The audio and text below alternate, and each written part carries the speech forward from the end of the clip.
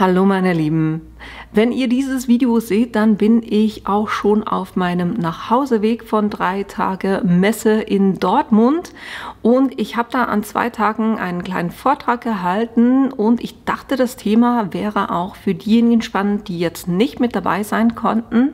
Und zwar geht es darum, was ich alles mit einem Plotter machen kann. Weil bis jetzt hatte ich immer gesagt, wenn ich gefragt wurde, was ist der richtige oder was ist der beste Plotter? Da habe ich immer gesagt, es gibt nicht den besten Plotter, es kommt immer drauf an, auf ein paar Sachen. Und eines davon ist, was ich dann mit dem Plotter machen will.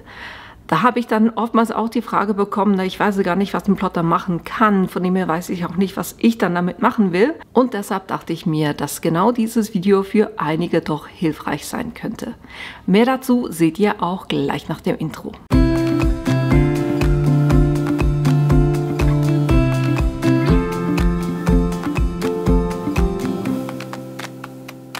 Wir werden heute kein Projekt machen, sondern ich zeige euch das Ganze anhand von ganz vielen Beispielen, die ich herausgekramt habe. Und ich habe es so ein bisschen in Kategorien eingeteilt. Eines davon ist Hitzetransferfolien und das habe ich sogar noch in Subkategorien eingeteilt, weil ihr da extrem viele Möglichkeiten habt. Jetzt mal als einfaches Beispiel, was ist eine Hitzetransferfolie für diejenigen, wo das wirklich komplett neu ist. Hitzetransferfolien werden, die bekommt ihr auf einem Träger, das merkt ihr jeweils, das ist die glänzige Seite, das ist die matte Seite. Das heißt, das hier ist der Träger. Wenn ihr unsicher seid, könnt ihr auch ganz einfach eine Ecke anlösen und dann seht ihr auch, dass das hier die Folie ist und das andere dann der Träger.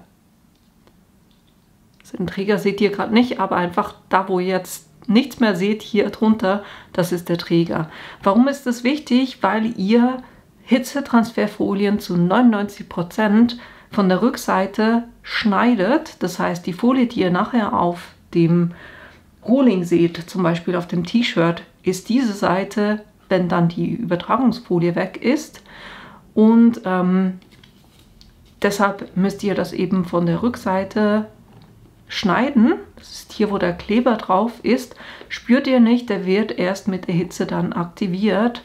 Aber weil wir das von der Rückseite schneiden, müsst ihr das Motiv auch jeweils spiegeln und entgittern. Und das Entgittern heißt ganz einfach, ich nehme die Folie weg, die ich nicht auf dem Motiv haben will.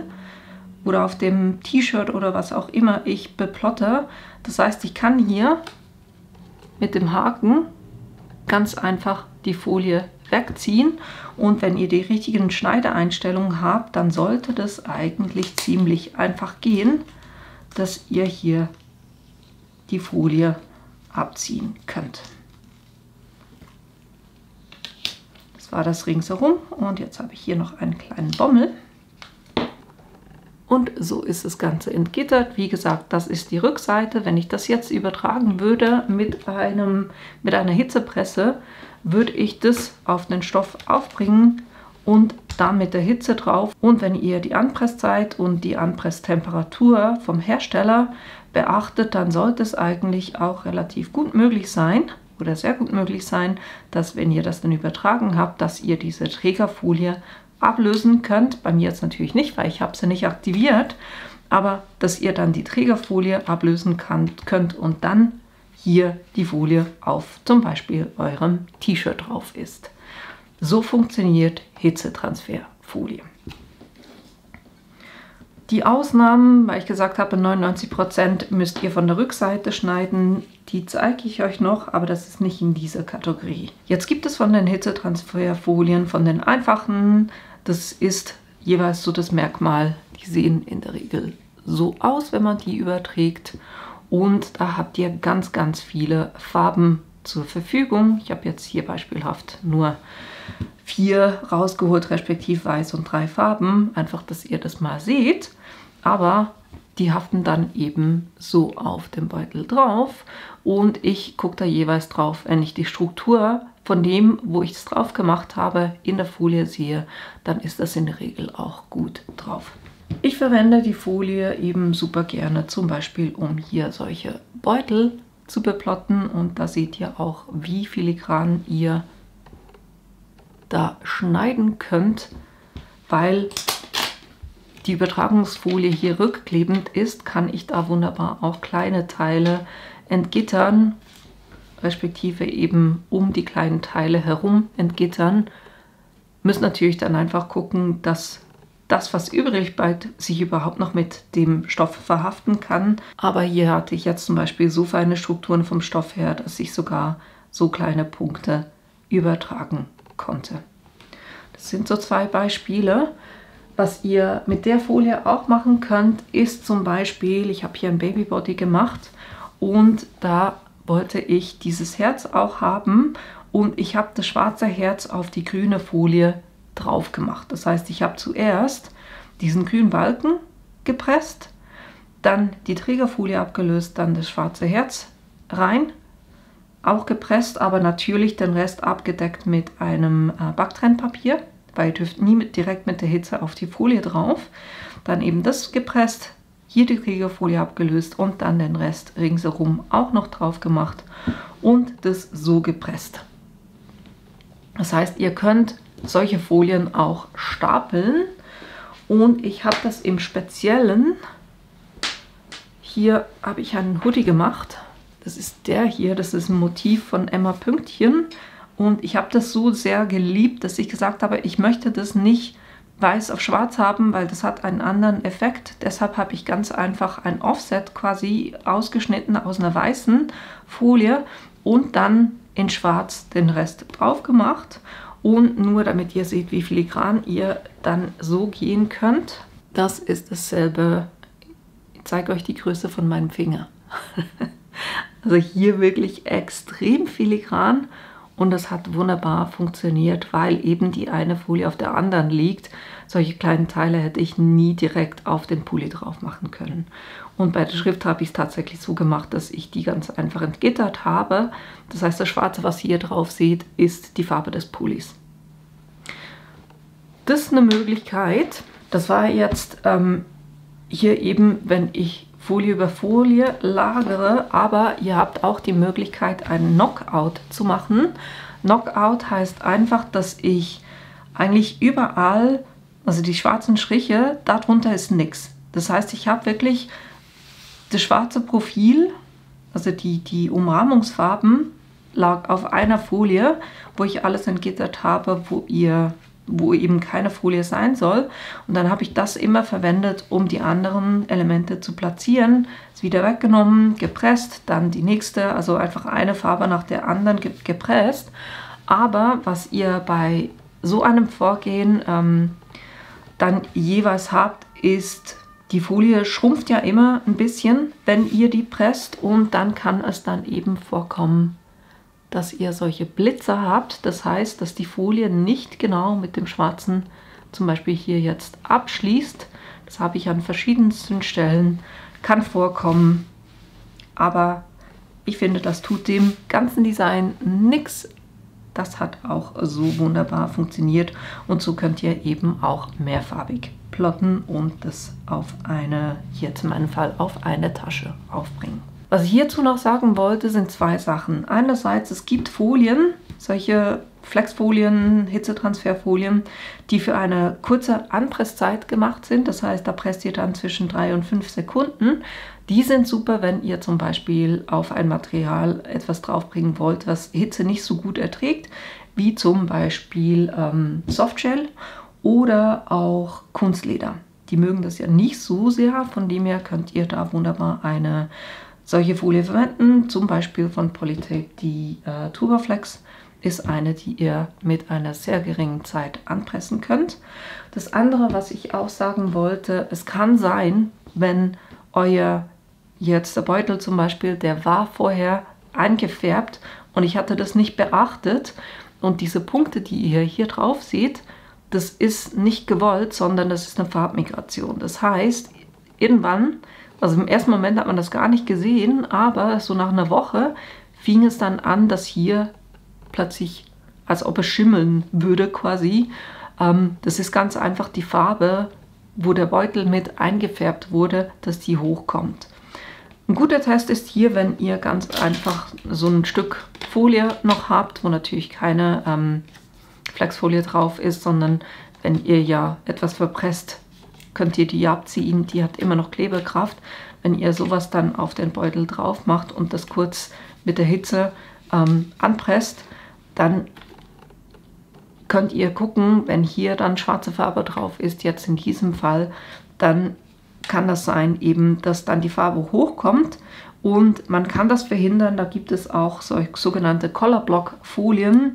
Bei Polytape zum Beispiel heißt die, glaube ich, Tricoflex. Das sind gute Folien eben dann für solche Sachen, damit diese Farbmigration hier nicht passiert. Das war das Erste, was ich euch im Allgemeinen zu diesen Hitzetransferfolien sagen wollte. Dann gibt es solche Folien auch mit speziellen Effekten. Ihr habt hier zum Beispiel, die aussieht wie eine Folie. Da habt ihr eine Silberfolie, also so eine Metallic-Folie. Hier war es ein Lens Gold. Hier haben wir Gold holographisch. Dann natürlich die ganze Glitzergeschichte. Hier und hier.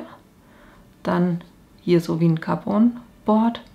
Dann zum Beispiel, was ich auch extrem witzig finde, gerade so für Babybodies, das sind diese Perforfolien, wo, also das, was ihr jetzt seht, was hell ist, das ist der Beutel, weil die hat ganz viele so kleine Löchlein und das hat einen wirklich coolen Effekt. Und dann haben wir natürlich noch weitere solche Folien, auch solche, die zum Beispiel schon bedruckt sind mit einem Motiv. Und das sieht dann zum Beispiel extrem cool aus, eigentlich alle, wenn ihr eher große Motive habt, zum Beispiel Schriftzüge und die dann jetzt für den Frühling mit so einem Rosenmuster, finde ich, hat das einen extrem coolen Effekt. Gehört natürlich auch in die Thematik Hitzetransferfolien, aber halt alle so ein bisschen mit einem anderen Effekt. Und da müsst ihr ganz einfach für die Übertragung die Herstellerangaben angucken und auch teilweise ist es unterschiedlich, ob man die warm oder kalt abzieht. Das heißt, ob ihr die direkt nach dem Pressen die Trägerfolie abziehen könnt oder ob ihr das zuerst auskühlen lassen müsst und dann die Trägerfolie abziehen könnt. Um das in groß auch mal zu zeigen, damit ihr seht, was für einen coolen Effekt das haben kann. Ich habe hier so eine Tasche gemacht. Das ist, also das Motiv habe ich selber gezeichnet, aber diese Streifen, das ist Spiral Betty. Und da kann man wirklich so coole Motive machen und eben die leuchtet dann so ein bisschen holographisch in unterschiedlichen Farben, was ich extrem cool finde. Also das Gewählte ist jetzt die Tasche, weiß ich nicht. So, jetzt solltet ihr es richtig sehen. Also hier selbst bei den Buchstaben hat das einen extrem coolen Effekt. Das sind die Folien, die sich eben unterscheiden darin, dass ihr hier unterschiedliche Effekte habt. Als nächstes kommen wir in die Kategorie, die von der Beschaffenheit so ein bisschen unterschiedlich sind. Da haben wir zum Beispiel das Schwarze und das Hellblaue ist eine Flockfolie. Die finde ich auch zum Beispiel für Babysachen extrem cool und es fühlt sich halt einfach wirklich super sanft dann an. Anders die Glitzerfolie, die hat wirklich, na, die ist dann auch eher robust. Das würde ich jetzt eher nicht für Kleinkinder nehmen, aber hat halt auch einen super Effekt durch dieses Glitzern. Und was ich auch sehr liebe, sind Dimensions. Das heißt, das ist eine ganz breite oder dicke Folie. Die würde ich jetzt natürlich nicht großflächig machen, aber ich zeige euch kurz ein Beispiel. Ich musste hier kurz meinen Pulli ausziehen, weil ich trage heute tatsächlich auch so einen Pulli, wo ihr das seht, dass es ist. Die ist natürlich dann extrem stabil, aber das hält wunderbar auf dem Hoodie drauf. Und ich gucke dann halt eben, dass ich solche Elemente oder solche Designs verwende, die viele Unterbrechungen haben und nicht alles ein großes Stück ist. Dann stört es auch überhaupt nicht, dass das eben eher formstabil ist. Und ihr müsst dann natürlich nicht nur so groß gehen, sondern ich habe das dann auch hier vorne, die Frau B, habe ich das auch gemacht. Ihr seht der Punkt und das hält auch wirklich auf dem Pulli drauf. Den habe ich jetzt noch nicht so oft gewaschen, aber ich habe einen schwarzen, den ich mal bei der Miriam in einer Plotter-Expedition gemacht habe und er hält heute noch. Das könnt ihr natürlich auch kombinieren. Das heißt hier, kurz gucken, ja, ich habe es drauf gemacht. Das heißt, die violette Folie ist ganz flächig als Hintergrund und dann habe ich hier mit der grauen Dimension, bin ich da drüber und so könnt ihr eben auch extrem coole Designs machen. Das ist das eine, was ich euch zeigen wollte und das andere hier auch mit der Glitzerfolie. Ich glaube, das kommt in der Kamera gar nicht so rüber. So wie leicht. Der glitzert wirklich wunderbar und da habe ich es dann einfach kombiniert mit einer ganz normalen Flexfolie. Was ich jeweils mache, weil eben diese Glitzerfolien sehr starke oder eher größere Glitzerpartikel drin haben, dass ich da ein separates Messer verwende, nämlich das, was ich auch fürs Papierschneiden verwende, weil ich da eine höhere Abnutzung habe vom Messer. Genau, das ist die Kategorie, dass die Beschaffenheit halt anders ist, aber es ist immer noch eine Hitzetransferfolie. Dann eine weitere Möglichkeit sind Folien, die ihr bedrucken könnt. Hier, das ist eine von Polytape, das heißt, ich habe hier einfach die Folie, wo ich die mit dem Laserdrucker bedruckt habe und die dann auf die Tasche übertragen habe, plus das ist eine andere Folie und ich finde die wirklich extrem cool, weil die halt, also man merkt, also ihr hört es auch, dass eine Folie drauf ist, aber die Farbintensität ist schon extrem. Das hier Beispiele, ich mache das super gerne, dass ich hinten auf dem Rücken das größere Element habe und dann vorne auf der Brust noch ein kleines davon. Und es ist halt möglich, weil ich die ganz normal mit einem Drucker bedrucken kann und dann durch dieses Pressen werden quasi die Farben eingeschlossen, weil die würden sich ja schon sonst auswaschen. Aber hier, das kann man wirklich waschen. Ich habe ein Hoodie damals in dem Video auch gemacht, den trage ich super oft und den habe ich bestimmt schon 20 Mal gewaschen. Da ist überhaupt nichts von wegen Farbverlust. Na, also die halten wirklich auch super gut. Dann kommen wir zu einer weiteren Kategorie bei den Hitzeübertragungsfolien und hier sind jetzt eben die Beispiele, die ihr quasi nicht von der Rückseite schneidet, sondern von vorne. Respektive die und, also das ist eine Subli Flock, das heißt, die hat die Beschaffenheit von der Flockfolie, aber ihr könnt ihr super schöne Details drauf machen. Da ist halt einfach, also bei diesen 3 Varianten, die ich euch hier zeige, das muss ein Sublimationsdruck sein. Deshalb heißt die auch Easy Subli, weil sie eben mit einem Sublimationsdruck bedruckt ist und nur so die Farbe drauf hält. Was ich hier auch ausprobiert habe und was wirklich super funktioniert ist, das ist die ganz normale Glitzerfolie, die ich euch vorhin gezeigt habe. Und die könnt ihr auch sublimieren, das hält auch wunderbar fest. Also ich habe das, glaube ich, vor 3 Jahren, 2-3 Jahren sublimiert. Und da ist nichts ausgelaufen, das sieht man immer noch wunderbar. Tito bei der hier. Das andere, ich hatte am Anfang extrem Spaß daran an der Easy Subli. Das ist eine Folie, die man eben auch mit dem Sublimationsdruck bedrucken kann, weil mit der Sublimationsfarbe könnt ihr nicht direkt auf Baumwolle drauf gehen. Und deshalb muss man da über ein anderes Element, wie zum Beispiel eben eine Subli-Flock oder eine Glitzerfolie oder eben hier die Easy Subli, aber ich weiß nicht, ob ihr es erkennt, aber die Farbe fängt hier schon ein bisschen an auszulaufen. Das heißt, die verschwimmt so ein bisschen. Ich habe andere Sachen, wo das noch extremer ist. Bei der geht es jetzt noch einigermaßen, also nicht 100% überzeugt. Für etwas, was kurzfristig für ein Jahr halten muss, okay. Darüber hinaus setze ich persönlich ein Fragezeichen, aber was hat das jetzt, auch das Vorherige von wegen Drucken, was hat das jetzt mit dem Plotter zu tun? Das hat insofern etwas mit dem Plotter zu tun, dass ich die Folie ausschneiden kann. Das Weiße hier ist alles mit dem Plotter geschnitten und ich habe dann ganz einfach den Sublimationsdruck seitenverkehrt hier drauf gepresst. Aber dass ihr überhaupt hier schön die Form quasi vom Schriftzug habt, das ist mit dem Plotter ausgeschnitten und ja, hat einfach auch die Folien, könnt ihr wunderbar mit dem Plotter ausschneiden, damit ihr dann genau die Form habt, die ihr haben wollt, und dann mit dem Sublimationsdruck dann oben drauf. Das ist eine weitere Kategorie. Jetzt für diejenigen, die keinen Sublimationsdrucker haben, gibt es von Cricut auch was.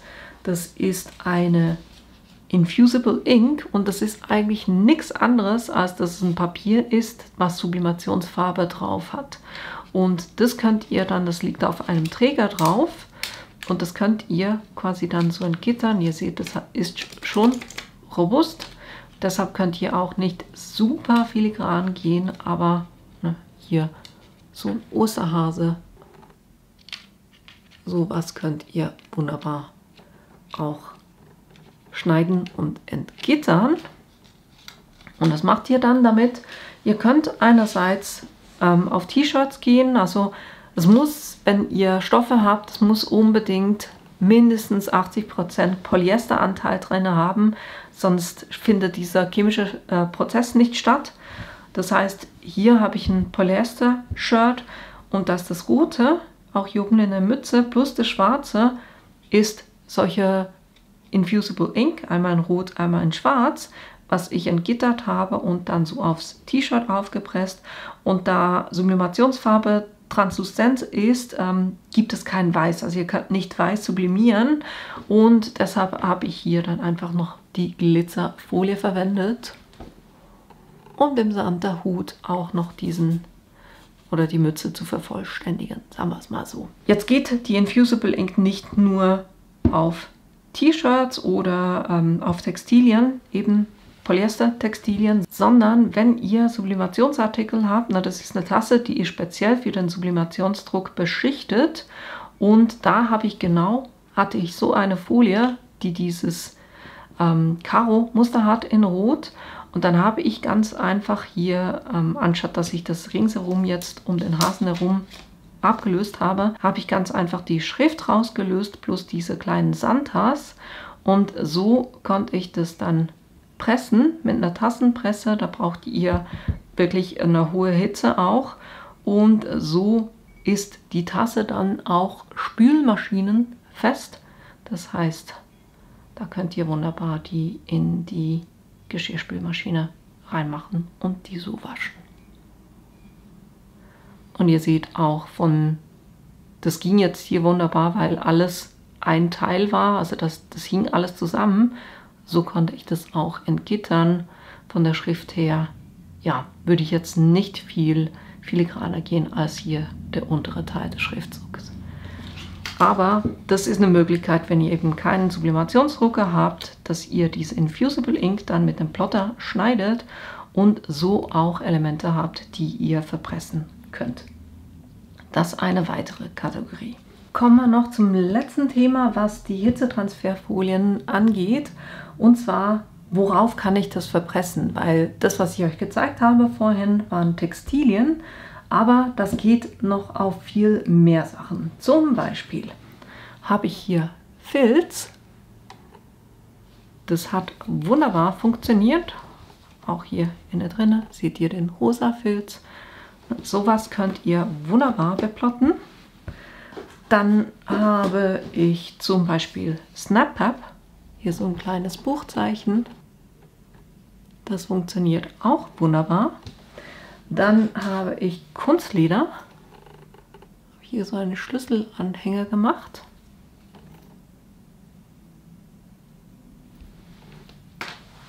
Dann, den kennt ihr noch von vorhin, den habe ich jetzt ganz einfach auf Papier. Das sind 230 Gramm Papier. Habe ich den aufgebracht. Funktioniert wunderbar. Dann Kork, auch etwas, was super funktioniert. Dann Klötzchen könnt ihr auch wunderbar beplotten. Und das letzte Beispiel, hier so eine Leinwand, die man überall kaufen kann, da könnt ihr auch wunderbar mit Flexfolie drauf oder Hitzetransferfolie drauf. Das sieht dann quasi so aus, als ob das bedruckt wäre, aber es ist tatsächlich eine Flexfolie, dieselbe, die ich hier drauf habe. Was ihr hier einfach beachten müsst, jetzt weniger beim Filz, aber bei allen anderen Sachen, ist, dass ihr da nur sehr wenig Druck drauf geht, sondern die Hitze arbeiten lasst, weil sonst fließt euch der Kleber, habe ich es hier, ich weiß nicht, ob ihr das seht, aber so an einzelnen Stellen ist dann der Kleber ausgetreten, weil der Kleber, der hinten auf der Hitzetransferfolie drauf ist ja so gemacht, dass ich den eben auf ein Textil aufpressen kann und der Kleber sich dann mit den Fasern vom Textil verbinden kann. Jetzt, wenn ich sowas nehme wie Holz, hat ja der Kleber keine Möglichkeit oder fast keine Möglichkeit, irgendwo hinzugehen. Und wenn ihr da zu stark drauf drückt, dann quillt der quasi hinter der Folie hervor und dann bekommt ihr unschöne Ränder. Von dem her da wirklich mit wenig Druck drauf einfach die Hitze ihr Ding machen lassen und so funktioniert es eigentlich wirklich gut. Das heißt, die Hitzetransferfolie könnt ihr nicht nur auf Textilien aufbringen, sondern auf ganz viele andere Sachen. Einfach, es muss etwas sein, was mit der Hitze natürlich klarkommt, ja, und sich der Kleber verbinden kann. Das zum Abschluss des Themas Hitzetransferfolien. Dann kommen wir zum nächsten Thema und das sind selbstklebende Folien. Das heißt, hier liegen die auch auf einem Träger, aber ihr braucht nachher noch eine Folie, um die zu übertragen. Jetzt bei meinem Motiv, weil alles ein Stück ist, könnte ich das auch ohne machen, aber ich zeige es euch einfach kurz. Hier bei der plottet ihr das nicht seitenverkehrt, weil ihr tatsächlich, das was ihr seht, ist auch die Folie, wie ihr sie nachher auf eurem Element seht. Das heißt, die ist nicht von der Rückseite, sondern die schneidet ihr wirklich von oben. Von dem her müsst ihr die auch nicht seitenverkehrt plotten. Und ich hebe hier kurz eine Ecke an, schon mal, damit ihr das seht. Die liegt in der Regel auf so einer weißen Folie und das lässt sich eben auch hier, wenn ihr die richtigen Einstellungen gewählt habt, gut entgittern oder einfach entgittern. Und jetzt seht ihr, die klebt eben schon, weil die müsst ihr nicht mit Hitze übertragen, sondern das ist eine selbstklebende Folie. Jetzt zum Übertragen. Ich verwende hier die Folie, also die ist normalerweise nicht auf dem Plastik. Ich habe das nur fürs Video jetzt gemacht. Ich kaufe die auf Rolle. Das ist die von Polytape, die PT 180. Es gibt auch sehr viele durchsichtige Übertragungsfolie. Ich mag die halt einfach, weil die so ein bisschen beweglich ist. Und die bringe ich jetzt auf mein Motiv auf. Dann nehme ich einen Rakel, presse das fest, damit die dann, also die Folie an der Übertragungsfolie hält und ich hier die Trägerfolie ablösen kann, weil das hier hinten klebt ja jetzt. Ich nehme jetzt hier kurz ein Stück Papier, bringe den da einfach auf, streiche das fest und löse hier meine Übertragungsfolie ab. Hilft, wenn ihr das im spitzen Winkel macht. Meine hat jetzt für das Papier ein bisschen zu stark noch gehaftet, aber so könnt ihr ganz einfach eine Folie auf das übertragen, wo ihr wollt. Es hilft halt einfach, wenn es eine ebene Fläche ist und etwas, ja, was halt eine Beschaffenheit hat, wo die Folie dann auch kleben kann. Wenn ihr etwas sehr Filigranes plottet, dann ist es jeweils schwierig, dass sich nicht alles löst, wenn ich am Entgittern bin. Und da hilft es, wenn ihr umgekehrt entgittert. Das heißt, ihr lasst hier die Folie ringsherum drauf, geht dann schon mit der Übertragungsfolie drauf, nehmt das Ganze von der Trägerfolie runter und dann habt ihr das hier drauf und erst hier löst ihr dann das ringsherum, was ihr nicht haben wollt, weil dann haften die Teile, die ihr nachher wirklich behalten wollt, hier auf diese Folie und so geht das einfacher. Wenn das jetzt ein bisschen zu kompliziert erklärt ist, das findet ihr in ganz vielen Videos bei mir. Wenn ihr ein Übertragungsmedium habt, jetzt hier zum Beispiel, seht ihr, dass bei mir das Papier so ein bisschen angerissen ist. Vielleicht seht ihr es, ich weiß es nicht. Um das zu verhindern, wenn ihr eine Übertragungsfolie habt, die noch zu stark klebt, könnt ihr die auch auf ein Kleidungsstück kurz drauf machen, die wieder abziehen. Dann hat sie Fasern quasi von den Kleidern da drauf und dann klebt sie auch nicht mehr so stark. Das ist ein weiterer Tipp. Genau, das ist so die Besonderheit von einer selbstklebenden Folie. Ich nenne die meistens Vinylfolie, auch wenn nicht jeder von diesen Folien wirklich Vinyl ist, aber es kommt aus dem Englischen heraus, weil die Amerikaner nennen die Folie, die Hitzetransferfolie, die wir vorhin angeguckt haben, ist einfach HTV, das heißt Heat Transfer Vinyl, und das hier nennen sie ganz einfach Vinyl und deshalb ist es bei uns auch so ein bisschen durchgerutscht. Die Folie gibt es natürlich auch in ganz vielen verschiedenen Farben, auch wunderschöne solche Goldfolien. Ich habe da tatsächlich auch mal so eine Glitzerfolie, die eben auch einen Kleber auf der Rückseite hat. Das ist von keiner bestimmten Marke, sondern die habe ich bei uns im Coop mal gefunden. Oder hier, die ist so eine Folie, mit der man eigentlich Bücher einbindet. Die fand ich auch ganz cool. Also hier gibt es auch verschiedene Varianten. Das in der Mitte ist nicht leer, sondern das ist ganz einfach eine weiße. Und genau, was ich auch sagen wollte, ihr seht es vielleicht ein bisschen, wenn ich es gegen das Licht halte. Das hier zum Beispiel ist eine, die einen glänzigen Abschluss hat und das ist eine matte. Ich habe ganz viele Folien, die auch hier mit diesem matten Abschluss sind, weil ich das halt auch sehr schön finde. Jetzt, wo könnt ihr das aufbringen? Ich habe das zum Beispiel, verwende das extrem gerne für so Acrylbuchzeichen, um die zu machen. Und ihr seht auch, dass ihr diese Folien auch übereinander aufbringen könnt. Das ist einerseits rosa und dann weiß und dann grün und weiß.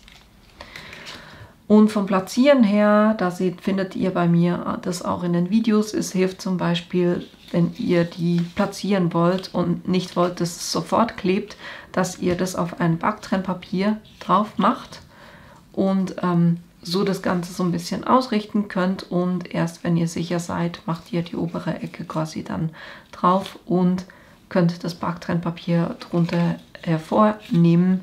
Und so könnt ihr Sachen auch besser platzieren, wenn ihr es haargenau irgendwo hin platzieren wollt, weil die Folie klebt auf dem Backtrennpapier nicht. Auch hier Acryl, zum Beispiel von beiden Seiten, hinten der Farbkleckser, vorne der Buchstabe. Das ist auch was, wo es super drauf haftet. Nur vom Layering her, ihr könnt extrem viele Schichten quasi übereinander bringen und das dann irgendwo drauf übertragen. Jetzt habe ich zum Beispiel hier auch eine Weihnachtsserie, habe ich so einen Wal gemacht und gerade so, hier die Schrift, die habe ich quasi umgekehrt entgittert. Das heißt, wenn ihr in dieses Video reingeht, dann seht ihr diesen Prozess auch, wie ich das gemacht habe, weil die schon sehr filigran ist. Und wo ich das auch super gerne mag, ist hier so auf Papiertüten. Das ist jetzt eben die mit dem matten Abschluss und das liebe ich extrem auf solchen Papiertüten. Und ihr seht, wie filigran. Also ich habe es ein bisschen auf die Spitze getrieben. Da braucht ihr ein bisschen Übung, dass ihr das so filigran machen könnt. Aber eben auch mit diesem umgekehrt entgittern funktioniert es, wenn man ein bisschen Übung drin hat. Aber hier, dass ihr seht, auch mit der Vinylfolie oder mit der selbstklebenden Folie könnt ihr schon sehr viele Sachen machen. Dann das nächste Thema, was ich für euch habe, was ihr mit dem Plotter machen könnt, ist Schablonen. Ich habe hier zwei, sind zwei unterschiedliche Arten von Schablonen. Hier seht ihr, die ist fast so ein bisschen durchsichtig, ist eben selbstklebend und die hier ist ein bisschen dünner noch. Ich habe das Gefühl auch ein bisschen flexibler noch. Das sind zwei Schablonierfolien und was ihr mit solchen Folien super machen könnt, ist einerseits, ich habe hier ein Osterglas gemacht und wenn ihr euch die Kante anguckt, wie super schön die ist. Da habe ich ganz einfach eine Schablonierfolie. Hier, ich weiß gar nicht mehr, welche von beiden ich verwendet habe, aber so eine habe ich aufs Glas gemacht und dann das Glas angefärbt. Und als die noch so, also noch nicht ganz getrocknet war, habe ich die Schablonierfolie ganz einfach wieder abgezogen und dann habe ich hier aus Vinylfolie, also selbstklebender Folie, noch den Hasen drauf gemacht und so könnt ihr super coole Gläser anfärben und eben hier schablonieren. Finde ich übrigens auch extrem cool, zum Beispiel im Winter mit so einem Hirschgeweih habe ich das auch schon gemacht. Aber ihr könnt die auch wunderbar verwenden, um Holz anzumalen. Na, hier diese Schrift, damit ihr seht, wie filigran das ist, halte ich mir meinen Daumen drauf, damit ihr das Größenverhältnis seht. Das habe ich auch mit so einer Schablonierfolie gemacht. Das heißt, ich habe das Ganze hier Brett weiß angefärbt, habe dann die Schablonierfolie drauf gemacht und natürlich habe ich hier den Text, den ich dann aufs Brett bringen will, habe ich rausgelöst. Dann habe ich zuerst kurz mit der weißen Farbe das so ein bisschen abgetupft, einfach um diesen Übergang oder den Rand der Schablonierfolie zu versiegeln. Und dann bin ich mit schwarzer Farbe drauf gegangen und eben auch, als das noch so ein bisschen feucht war, habe ich die Schablonierfolie abgezogen und das dann ganz einfach trocknen lassen. Und da könnt ihr echt super filigrane, schöne Sachen damit machen. Sieht was aus, als ob da eine Folie drauf wäre, aber es ist tatsächlich Acrylfarbe. Genau, für solche Sachen verwende ich eben super gerne diese Schablonierfolie. Dann was anderes, was ihr auch schon auf meinem Kanal gesehen habt, ist, dass ich fürs Kartenbasteln solche Stencils oder Schablonen auch super gerne mit dem Plotter selber schneide. Geht auch wunderbar, da habe ich wirklich bis jetzt noch nie wirklich ein Problem damit gehabt. Die ist jetzt von Silhouette, aber andere verwenden da auch Mylar-Folie. Mit der habe ich bis jetzt noch nicht gearbeitet, aber nur um euch zu zeigen, da könnt ihr dann wunderbar solche Folien auch verwenden, um eure Karten zu blenden. Das ist etwas, was ich super gern mit dem Plotter mache und was ich euch auch schon gezeigt habe. Sieht jetzt nicht super schön aus, aber wenn ich Siebdruck etwas haben will, ihr könnt Siebdruck natürlich auch mit der Vinylfolie machen, weil die klebt hier auch auf dem Netz drauf. Ist einfach ein bisschen mühsamer, dass die dann wirklich haftet, aber auch mit der könnt ihr nicht permanente Screens machen, aber wenn ich etwas eben habe, wo ich ein permanentes Sieb haben will, dann gehe ich hier mit einer Flexfolie drauf. Das heißt, das, was ihr hier drauf seht in Grau, das ist eine Hitzetransferfolie. Und so kann man dann wunderbar auch Sachen bedrucken. Also hier für den Siebdruck verwende ich auch super gerne Flexfolie. Genau, das zum Thema Schablonieren. Nächstes Thema ist auch eines der großen Themen, nämlich Papierbasteln mit dem Plotter. Ich habe hier ganz viele Papiere geschnitten, zum Beispiel Pergamentpapier, 120 Gramm Papier, 130 Gramm Papier, 200 Gramm Papier. Cricut Cardstock ist, glaube ich, 220 in etwa. Dann Aquarellpapier, 220 Gramm. Dann Farbkarton, 220 Gramm. Motivpapier, ich denke, das sind 240, 50 sowas. Glitter Cardstock, der ist auch extrem dick. Dann weiterer Glitzer Cardstock, auch ein extrem dicker, der ist 300 Gramm. Dann hier der schwarze ist auch ein 300 Gramm Farbkarton. Und hier habe ich sogar Magnetfolie. Also das geht alles mit dem Plotter. Ich würde einfach hier auf jeden Fall ein separates Messer fürs Papierschneiden verwenden, weil ihr da eine höhere Abnutzung habt. Das heißt, ihr verwendet ein Messer für Vinylfolien, Flexfolien, also Hitzetransferfolien und ein anderes Messer dann fürs Papier schneiden. Die Schwierigkeit beim Papierschneiden, gerade wenn ihr dünnes Papier habt, ist eigentlich nicht so groß das Messer, sondern die Matte. Das heißt, wenn ihr nachher versucht, das Ganze, wenn ihr es geschnitten habt, das wieder von der Matte zu lösen, immer die Matte umdrehen und quasi das Papier festhalten und die Matte vom Papier lösen und nicht umgekehrt. Dann kringelt sich das Ganze auch weniger und auf jeden Fall, wenn ihr sowas habt, eine Light Grip Matte, das heißt eine, die nicht stark klebt, verwenden.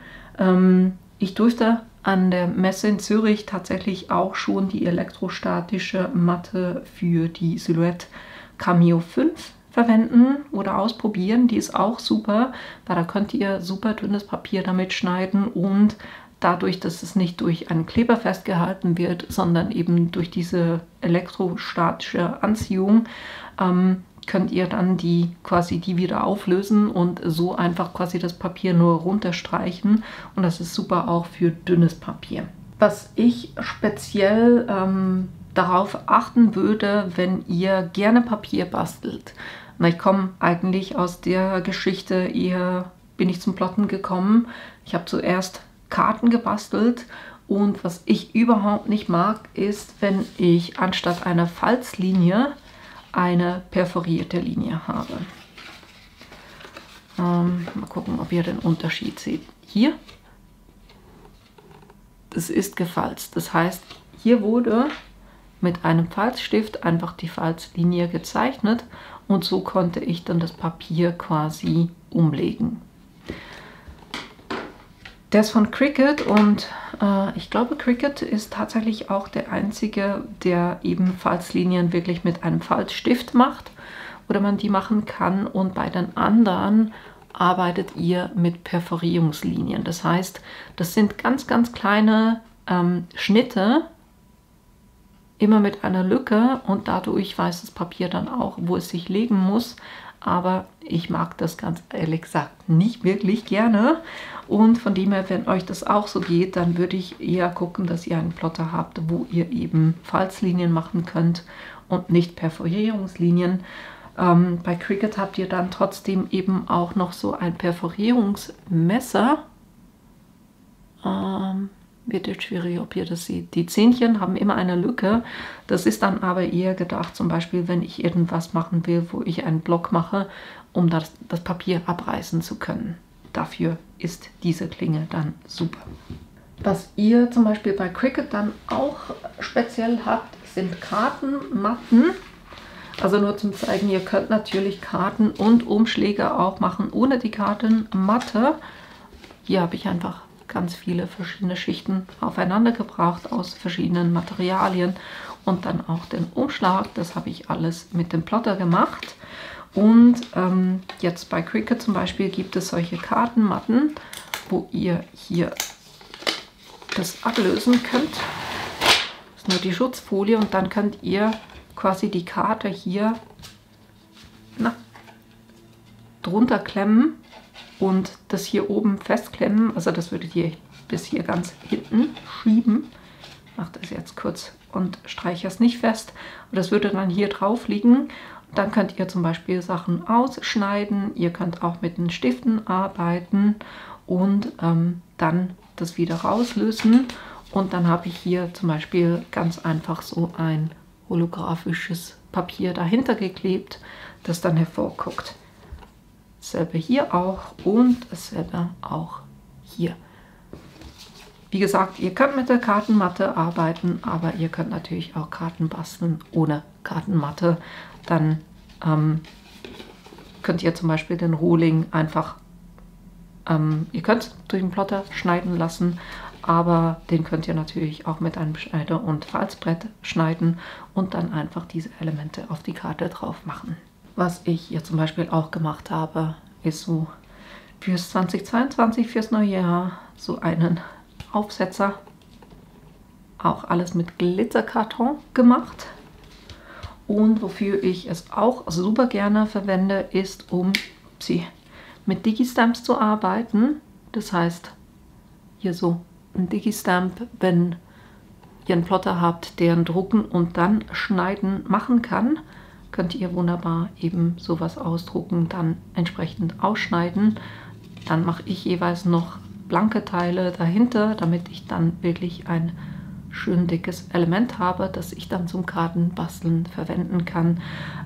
Je nachdem, je nach Plotter habt ihr auch die Möglichkeit, ein Scan and Cut zu machen.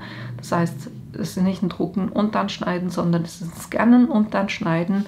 Und so könntet ihr zum Beispiel auch Stempelausdrucke scannen und die dann quasi eine Umrahmung machen und die ausschneiden.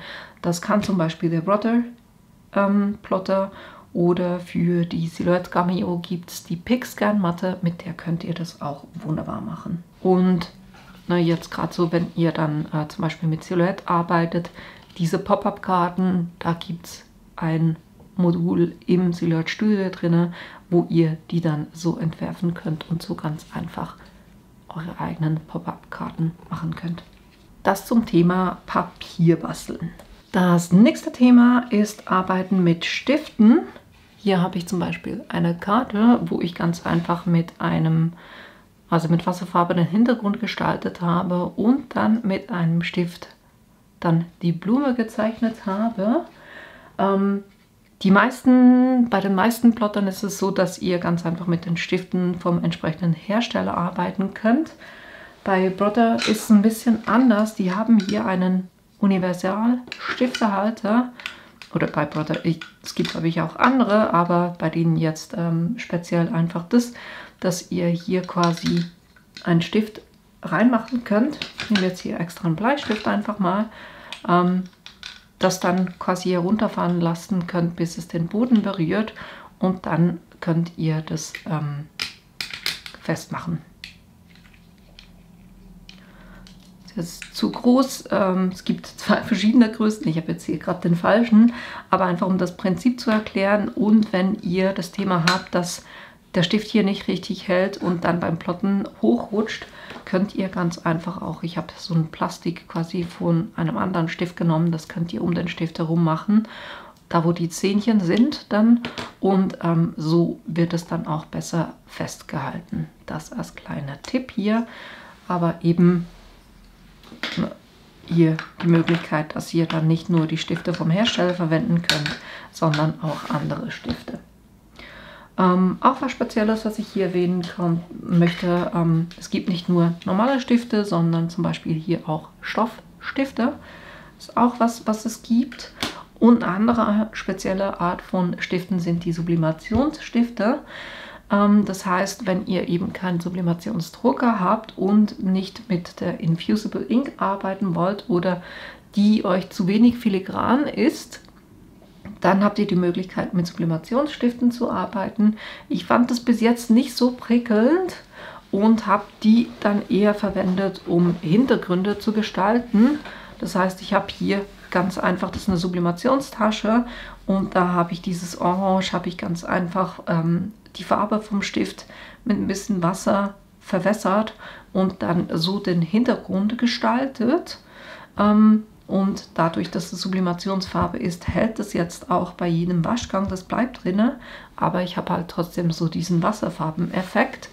Aber was ich festgestellt habe, und das seht ihr eigentlich auch schon bei der Karte, wenn ihr mit Single-Line-Dateien arbeitet, das heißt, dass es euch nicht links und rechts von der Linie quasi das zeichnet, sondern wirklich nur einen Pfad habt. Das ist ein bisschen schwierig, das zu erklären, aber ich habe ein ganzes Video dazu gemacht, wo es um Single-Line-Dateien geht. Das ist eben auch bei der Schrift, dass es wirklich nur eine Linie ist. Funktioniert wirklich super. Und dann wird das ganze Motiv auch nicht so dick und ihr bekommt auch nicht die Außenlinien, wo ihr dann die Innenlinien noch selber nachfärben müsst.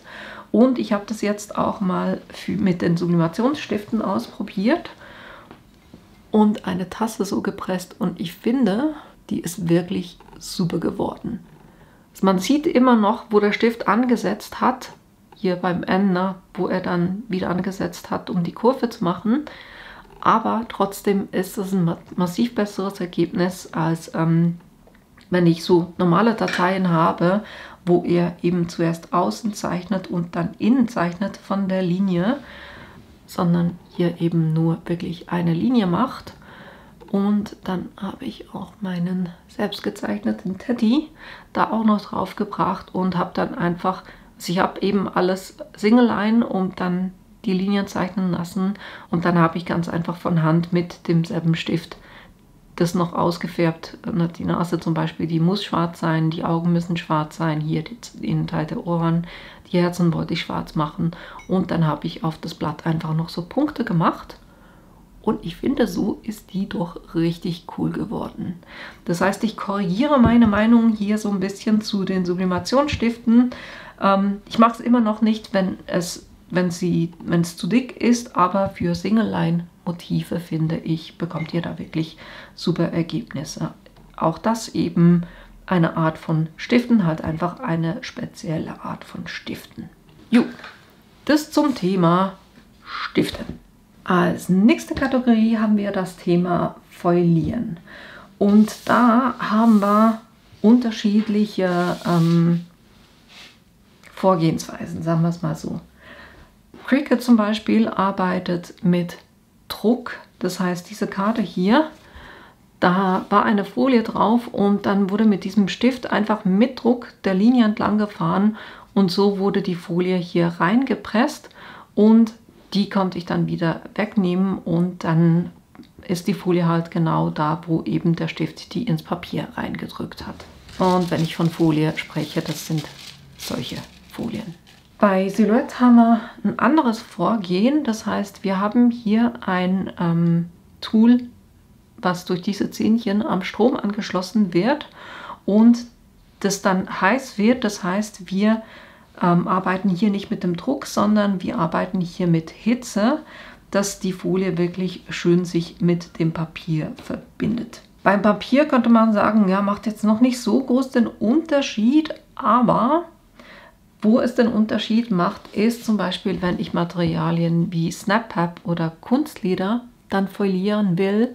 Das funktioniert mit dem Kaltfoilieren, mit dem Druck funktioniert es nicht. Die hält euch nicht da drauf. Das funktioniert mit der Hitze. Und was beim Folieren auch gleich ist, ihr seht jetzt hier das Motiv und das Motiv. Eigentlich alle Motive, die ihr hier seht, sind Single-Line-Sachen. Weil wenn ihr keine Single-Line habt, dann habt ihr eben genau dieses Thema, dass rechts und links quasi vom Buchstaben die Linie gemacht wird und ihr so einen leeren Innenraum habt. Ich habe es mal versucht, dass ich ganz einfach ganz viele Offsets nach innen gemacht habe und das so versucht zu füllen. Sieht jetzt aber auch nicht so prickelnd aus.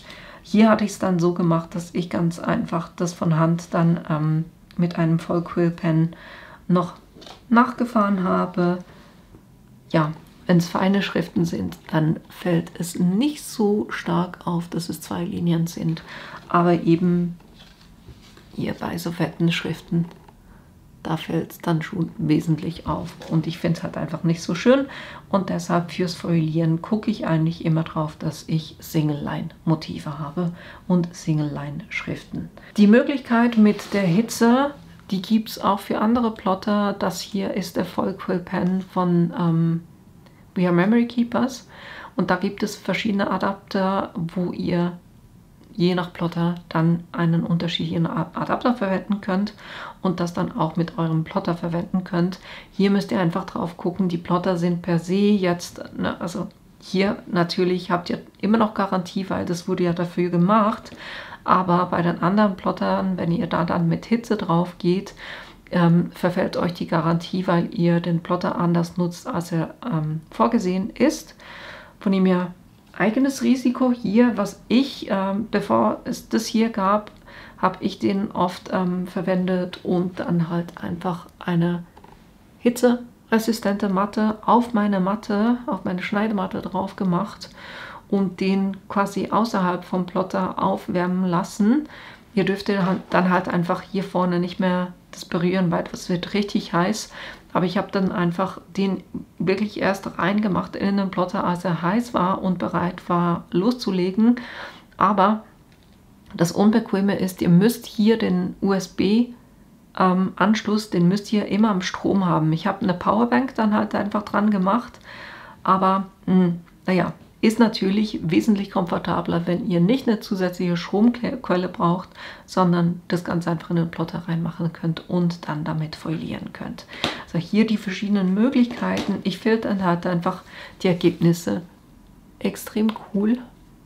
Und hier von wegen hält es oder hält es nicht. Also ich habe am Schlüsselanhänger seit 2,5 Jahren etwas dran, was foliert ist, und das seht ihr, also das geht nicht weg. Also das ist immer noch genau gleich drauf. Von wegen Haltbarkeit. Genau, das zum Thema Folieren. Das nächste Thema ist Gravieren. Ihr könnt mit dem Plotter gravieren, also nicht mit allen. Ich habe hier das Tool vom Cricut Maker. Da seht ihr, das ist eine extrem spitzige Spitze vorne dran. Und der andere Plotter, wo ich weiß, dass es auch geht, ist die Curio. Die ist auch speziell dafür gemacht. Da könnt ihr auch gravieren damit. Und nur damit ihr von der Erwartungshaltung her, das ist zum Beispiel ein Ergebnis. Und da bin ich auch mehrmals drüber. Ich glaube 2-mal bin ich da drüber. Das ist eine. Oder ich habe hier auch ein Armband gemacht, wo ich etwas drauf graviert habe. Das war natürlich gerade und das wird dann mit einem speziellen Tool gebogen. Würde Sinn machen, wenn ich das euch nicht seitenverkehrt zeige. Und was ich auch ausprobiert habe, ist hier eine Kuchenschaufel. So sieht das aus. Ich muss allerdings auch sagen, also ich habe das am Anfang mal gemacht, um das einfach auszuprobieren. Ich fand das Ergebnis jetzt nicht so prickelnd.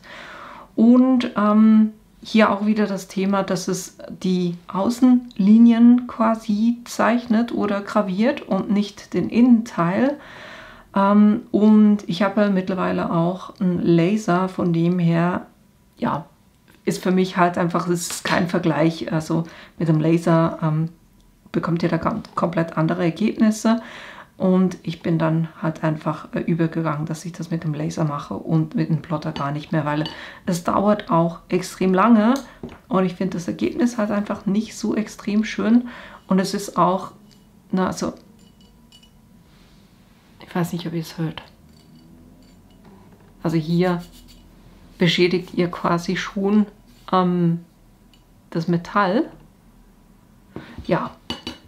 Also ihr merkt, ich bin nicht so ein Fan davon, aber wenn ihr natürlich keine anderen Möglichkeiten habt und das gerne ausprobieren möchtet, hält euch keiner davon ab, dann macht das auf jeden Fall und vielleicht bekommt ihr dann auch schönere Ergebnisse hin als ich.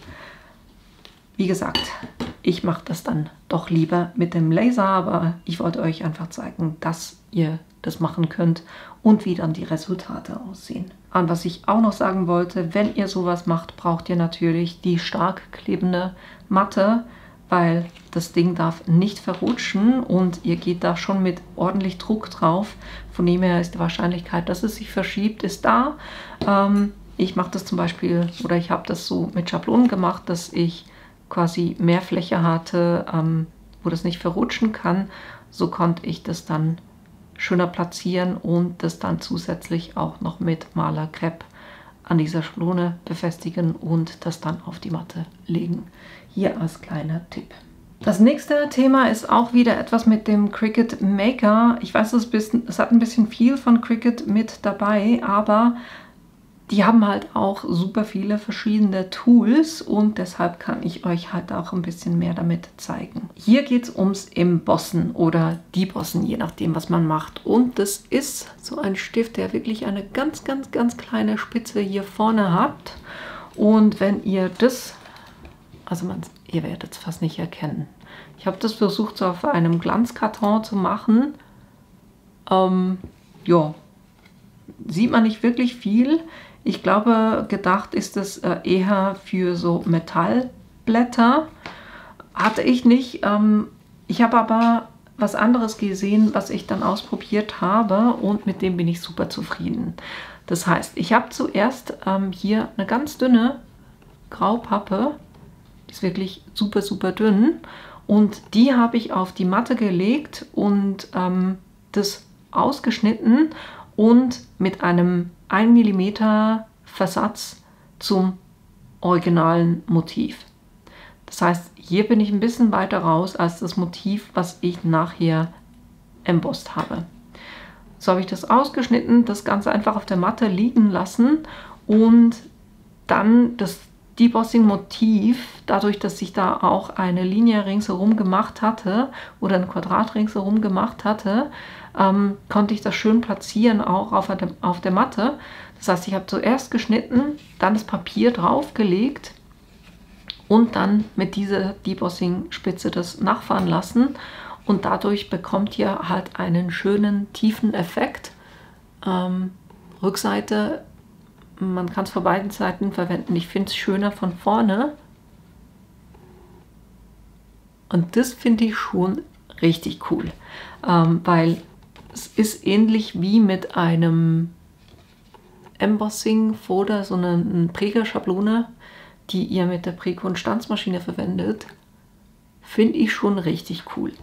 Natürlich würde ich da dann, wenn ich das mache, das einmal machen und dann diverse, also viele Karten gleich damit machen, weil wenn ich das dann wieder von der Matte löse, dann passt es dann wieder nicht übereinander.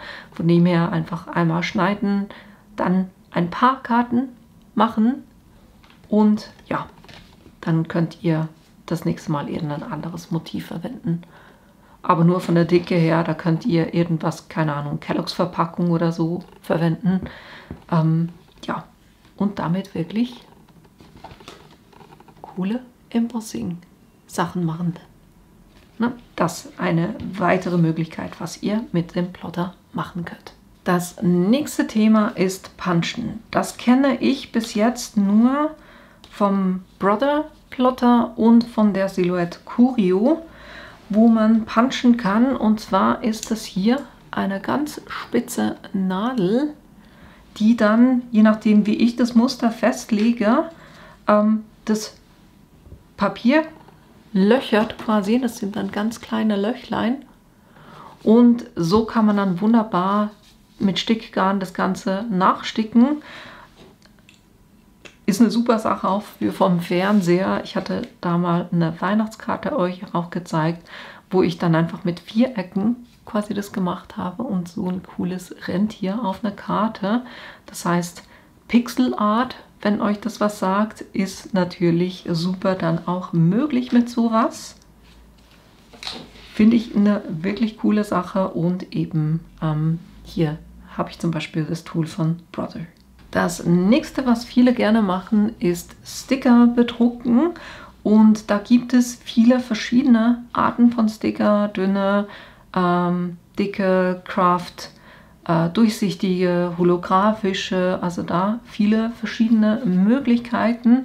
Plus ihr habt auch noch die Möglichkeit, dass ihr, na hier, wenn ihr das vergleicht, das ist ganz einfach auf normales Stickerpapier, der ist matt.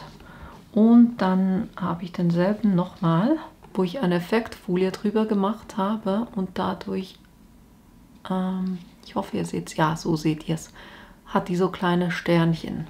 Das heißt, da habt ihr auch die Möglichkeit, dann zum Beispiel noch Effektfolien drüber zu machen.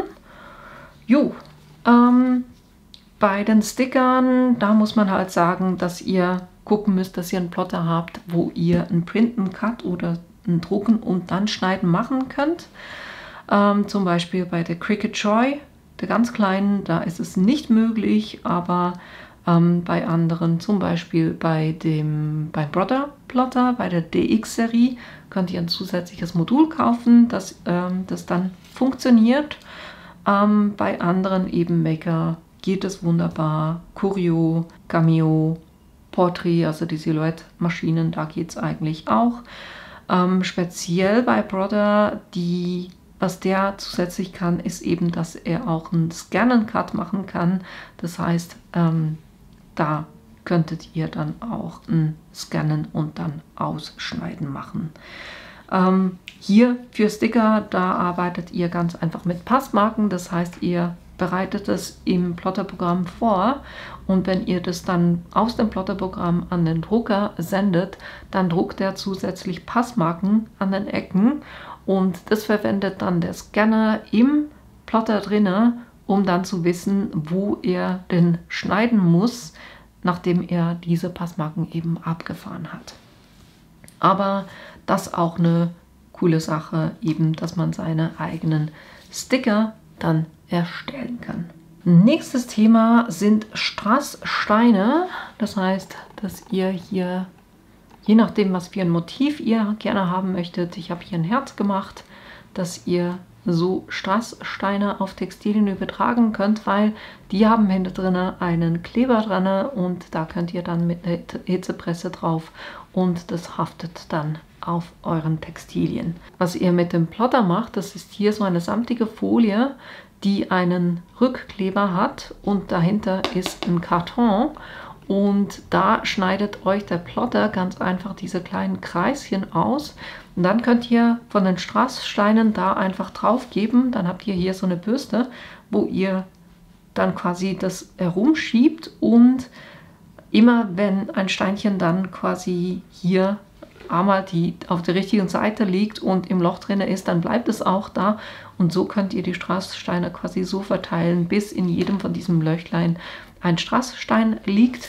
Dann habt ihr eine Übertragungsfolie, die ihr da drauf macht. So eine Übertragungsfolie, die macht ihr dann auf die Strasssteine drauf. So könnt ihr das nehmen und dann eben auf euer Element übertragen. Und da geht ihr dann eben, oder das macht ihr dann eben auch mit Hitze auf euren Textilien fest. Es gibt unterschiedliche Angebote bei Silhouette und Plot und glaube ich Prodder. Könnt ihr eure eigenen Designs erstellen, das so, dass ihr zum Beispiel Schriften, was auch immer ihr schreiben wollt, dann ihr so eine Schrift umrahmen könnt oder Schrift gestalten könnt oder was auch immer ihr gerne für ein Motiv machen wollt. Bei Silhouette müsst ihr halt einfach gucken, das ist dann abhängig davon, was für eine Edition ihr habt. Ich kann es euch nicht auswendig sagen.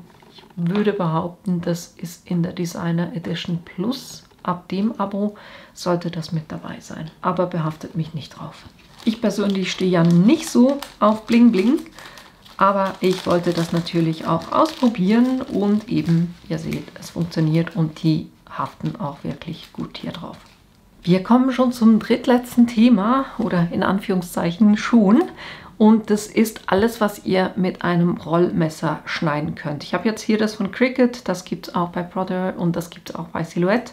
Nur Sisa hat da noch kein Rollmesser und es ist wirklich einfach so ein ganz dünnes Rollmesser, was ihr hier habt. Und das verwendet ihr hauptsächlich für Materialien, die eher flexibel sind. Zum Beispiel für Stoffe würde ich ein Rollmesser verwenden. Dann für, wenn ich Moosgummi schneide, weil ihr müsst euch das vorstellen, wie mit einem, wenn ihr ein Präzisionsmesser habt, wenn ihr da versucht mit dem Moosgummi zu schneiden, dann schiebt ihr ja quasi, weil es so weich ist, ein Teil vor euch her und dann bekommt ihr einfach keine schönen Schneidekanten. Und anders ist es mit dem Rollmesser, weil das drückt ihr das quasi runter, während es schneidet. Von dem her bekommt ihr da schöne Resultate hin. Das würde ich auch bei Filz verwenden. Jo, ich glaube eben Stoff, Filz, Moosgummi. Da würde ich auf jeden Fall das Rollmesser verwenden. Und was ich euch da als Beispiel zeigen wollte, ich habe hier so einen süßen kleinen Hasen gemacht. Das heißt, also süß. Es ist mir nicht ganz so gelungen, wie ich es haben wollte. Ich bin ein bisschen also ich habe das Offset zu wenig breit gemacht. Dadurch habe ich sehr enge Ecken hier, aber das ignoriert ihr jetzt einfach, was ich euch damit zeigen wollte. Das ist eine bedruckbare Folie, das ist die Easy Color. Und ich habe ganz einfach die Drucken und Schneiden gemacht, dass ich hier schön quasi das Motiv ringsherum habe. Dann habe ich eine 5 mm oder einen halben Zentimeter Offset gemacht und dann die Flieseline damit geschnitten und dann von der Flieseline, von der Linie nochmal einen halben Zentimeter Offset gemacht und dann den Stoff damit geschnitten Und so konnte ich das Ganze dann quasi zusammen machen, nähen und dann noch stopfen. Und ich habe sogar hier oben noch die Hasengrüße reingepackt. Also solche Sachen, gerade so Stoff, könnt ihr wunderbar eben auch mit dem Rollmesser machen. Wird Zeit, dass wir fertig werden. Meine Stimme fängt langsam an zu rebellieren. Was ich euch sagen wollte, bei Filz bekomme ich viel die Frage, kann ich 4 Millimeter dickes Filz schneiden damit? Das Problem ist nicht das Rollmesser, sondern das Problem ist der Durchlass beim Plotter. Ich weiß, der größte Durchlass, den ich kenne beim Plotter, ist 3 mm. Von dem her würdet ihr da dann das 4 mm Filz da nicht durchkriegen. Von dem her ist die Einschränkung weniger das Rollmesser, sondern halt einfach der Durchlass beim Plotter. Genau. Das ist das Thema, was ihr mit einem Rollmesser schneiden könnt. Zweitletztes Thema ist das Craft Blade oder Knife Blade. Das ist ein sehr starkes Messer, mit dem ihr auch tief runter schneiden könnt. Und dieses Messer verwendet ihr hauptsächlich für Balsaholz oder Chipboard. Das heißt zum Beispiel hier diesen Schriftzug, auch hier das Herz, wenn ich es dann loskriege, das habe ich mit Balsaholz gemacht und das dann angefärbt, und in der Größe könnt ihr Balsaholz wunderbar schneiden. Ihr müsst halt einfach aufpassen, dass in der Richtung, wo das verläuft, bricht es auch sehr gerne. Und ja, von dem her könnt ihr da nicht zu filigran gehen, aber ich finde es gerade so für Holzschilder, finde ich das super. Und wenn ihr dann quasi etwas machen wollt, was noch stabiler ist, könntet ihr zum Beispiel auch, wenn die Holzmaserung so geht, das einmal so ausschneiden und den M dann nochmal in der anderen Richtung der Holzmaserung ausschneiden und die aufeinander kleben. Dann habt ihr quasi von beiden Seiten, also verläuft die Maserung in 2 Richtungen, und dann müsste das ja auch ein bisschen stabiler sein. Das ist ein Thema. Und eben das andere, zum Beispiel Puzzle schneiden mit Chipboard. Das ist hier das von Cricut auch. Da habe ich ein Puzzle zugeschnitten. Das heißt, ich habe zuerst ein Drucken und dann Schneiden gemacht, ein Motiv, und da quasi, also ich habe es in 2 Schritten gemacht. Ich habe zuerst versucht, das quasi einfach das Stickerpapier dann auf das Chipboard drauf zu machen und das so zu schneiden, aber das hatte die Kanten so dermaßen zerschnitten, weil ihr schneidet für Balsaholz und Chipboard, der geht teilweise 15 bis 20 Mal an derselben Stelle durch. Und dadurch sah das dann komplett ausgefranst aus, und ich habe das dann nochmal losgelöst oder abgelöst und das nochmal quasi das Stickerpapier nochmal gedruckt und dann halt einfach separat schneiden lassen und das dann passgenau quasi auf meine Puzzlestücke drauf gemacht. War eine zusätzliche Arbeit, aber es wird wirklich schöner. Das andere war für mich nicht wirklich brauchbar. Aber gerade so für solche Materialien habt ihr eben genau das Knife Blade oder ein Craft Blade, irgendetwas, wo ihr dicke Materialien damit schneiden könnt. Ich kenne das hauptsächlich, oder ich habe es ausprobiert mit dem Cricut Maker und dem Cameo 4 oder der Cameo 4. Bei der Cameo fand ich es nicht so prickelnd, weil beim Cricut Messer habt ihr oben ein Zahnrad und dadurch kann er die Richtung ändern. Das habt ihr beim Silhouette-Messer nicht, und deshalb macht er die ganze Zeit Schlaufen, um das Messer wieder richtig auszurichten. Und ja, es ist auch so, der stellt nicht manuell, der geht nicht manuell immer tiefer mit jedem Durchschnitt oder mit jedem Schnitt, sondern da müsst ihr einmal schneiden lassen, dann das Messer eins tiefer einstellen, wieder schneiden lassen, und das ja, halt wirklich ein paar Mal. Ich war damit im Ergebnis nicht so glücklich, wenn überhaupt, dann eben mit dem Maker, mit dem Knife Blade, hier Balsaholz. Mittlerweile eben, wie gesagt, ich habe einen Laser, von dem her mache ich solche Sachen eher mit dem Laser. Aber was ich damit auch geschnitten habe, zum Beispiel hier 2 mm Graupappe, hat auch funktioniert. Wird halt dann irgendwann nicht mehr so schön. Eben hier das Chipboard und da habe ich ein Bastelpapierholz. Hat auch einigermaßen gut funktioniert mit dem Knife Blade. So, und die letzte Kategorie, da habe ich noch so ein bisschen einfach Spezielles zusammengefasst. Zum Beispiel hier gibt es von Silhouette so Scratch-Folie, die man wunderbar mit dem Plotter ausschneiden kann und dann irgendwo draufkleben kann und dann quasi wie ein Rubbellos verwenden kann. Das finde ich eine coole Sache. Etwas, was ich ausprobiert habe, nicht so 100%ig überzeugt von bin, aber naja, wenn man Silhouetten hat, also nichts Filigranes wirklich, dann gibt es hier von Brother so einen Stempelgummi, den man mit dem Plotter schneiden kann. Sieht jetzt hier einigermaßen aus, aber der O sieht eigentlich nicht so aus, oder?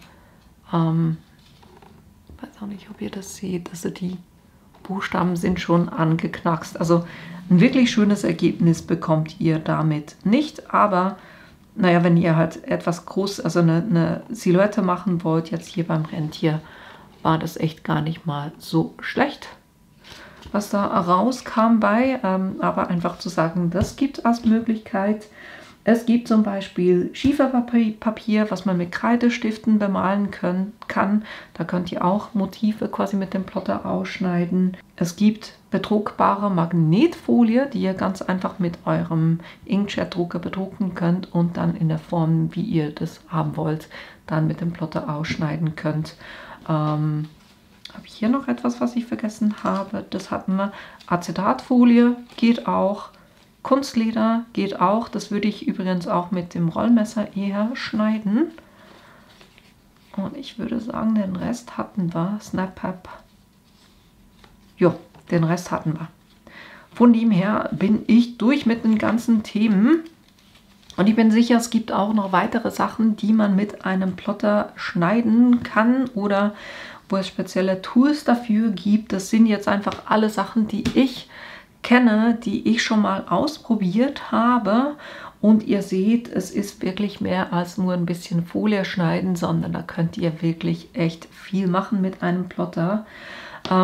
Ich würde euch am besten anraten, dass ihr einfach mal guckt, was eben von den Sachen, die ich euch jetzt zum Beispiel gezeigt habe, was müsste für euch ein Plotter unbedingt von den Sachen können.